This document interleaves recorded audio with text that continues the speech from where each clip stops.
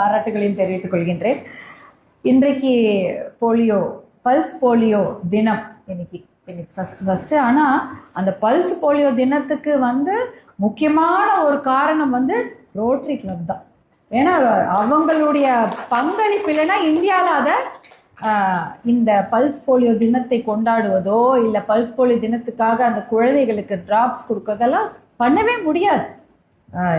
Government of India plus Rotary club இரண்டுமே சேர்ந்து தான் இந்த இந்தியா நாட்டில் அந்த போலியோ என்பதை ஒழித்து கட்டின ஒரு விஷயம். அது மிக மிக முக்கியமான விஷயம். இதில் என்னுடைய காலையில் கூட நான் சட்டமன்ற உறுப்பினர் என்பதனால என்னை கூப்பிட்டு அந்த போலியோ ட்ராப்ஸ் போடுங்க அப்படின்னு சொல்லி கூப்பிட்டாங்க. நான் போய் போட்டிருந்தேன்.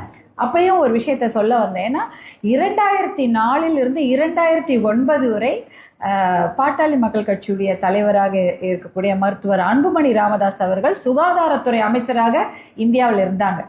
அப்போ தான் இந்த கேம்பெயின் போலியோ கேம்பெயினை ரொம்ப வேகமாக கொண்டு வராங்க. அதற்கு முன்னாடியெல்லாம் பார்த்தீங்கன்னா ஹாஸ்பிட்டலில் நம்மளா போய் போடுறது தான்.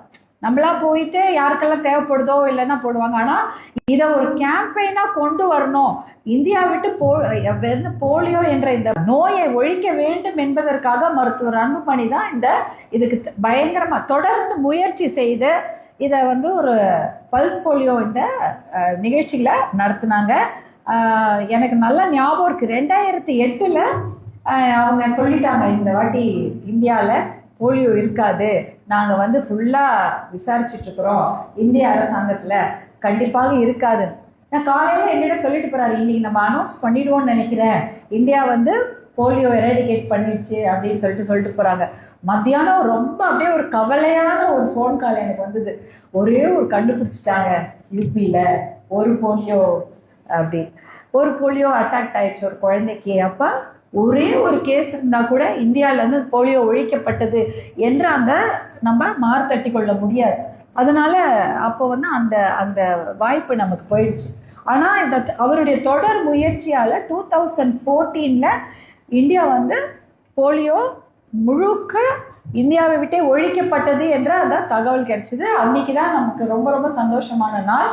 அந்த சமயம் மருத்துவர் அன்புமணிக்கு ரோட்டரி இன்டர்நேஷ்னலில் eradication of polio champion award கொடுத்தாங்க. Rotary international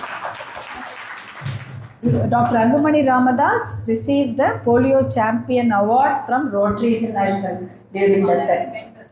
Yes, honorary membership also. அது எவ்வளோ பெரிய விஷயம் அப்படின்னு எங்களுக்கு அந்த சமயம் தான் தெரிஞ்சுது. ஏன்னா அந்த சமயம் அங்கே வெளிநாட்டிலேருந்து டெல்லியில் அந்த அவார்டை அவர் கொடுக்குறாங்க. அந்த அவார்டு அதுக்கு முன்னாடி வாங்கியிருக்கக்கூடிய தலைவர்கள் யாருன்னு பார்த்தீங்கன்னா பில் கேட்ஸ் அவர்கள், பில் கிளின்டன் அவர்கள், ஜார்ஜ் புஷ் அவர்கள், டோனி பிளேர், அதாவது எல்லாருமே உலக தலைவர்கள். அதாவது யூகே, யுஎஸ்ஏ, அமெரிக்காவுடைய அந்த பிரசிடென்ட்ஸ், அதாவது தலைவர்களாக அதிபர்களாக பதவி வகித்தவங்க தான் வாங்கியிருக்காங்க.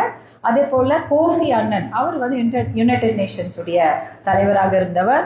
அதே சமயம் அதற்கப்புறம் கோய்சுமின்னு சொல்லிட்டு நம்ம ஜப்பான் அவருடைய அதிபர். அந்த மாதிரி இப்படி உலக தலைவர்கள் வாங்கிய அந்த விருதை மருத்துவர் அன்புமணி ராமதாஸ் அவர்கள் இந்தியாவில் பெறுகிறார், ரோட்டரி இன்டர்நேஷ்னல் அவார்டு. இது ஒரு மிகப்பெரிய ஒரு அங்கீகாரம். இதெல்லாம் நீங்கள் சொன்ன மாதிரி ரோட்டரி இஸ் என்கரேஜிங்